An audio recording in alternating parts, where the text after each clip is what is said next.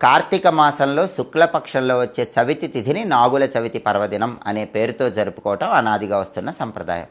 2025 సంవత్సరంలో అక్టోబర్ 25వ తేదీ నాగుల చవితి వచ్చింది. ఆ రోజు సర్పదోషాలు, సర్పశాపాలు, రాహుకేతు దోషాలు, కాలసర్పదోషాలు వీటన్నిటి నుంచి బయటపడటానికి కొన్ని ప్రత్యేకమైన విధి విధానాలు పాటించాలి.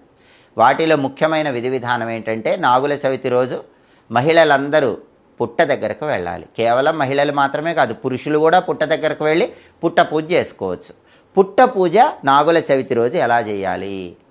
పుట్ట దగ్గరకు వెళ్ళగానే ముందుగా పుట్ట మీద పసుపు కలిపిన నీళ్లు చల్లాలి. చాలామంది పుట్ట దగ్గరకు వెళ్ళగానే పుట్టలో పాలు పోస్తారు, కానీ అలా చేయకూడదు. ముందుగా పుట్ట దగ్గరకు వెళ్ళగానే పుట్ట మీద పసుపు కలిపిన నీళ్లు చల్లాలి.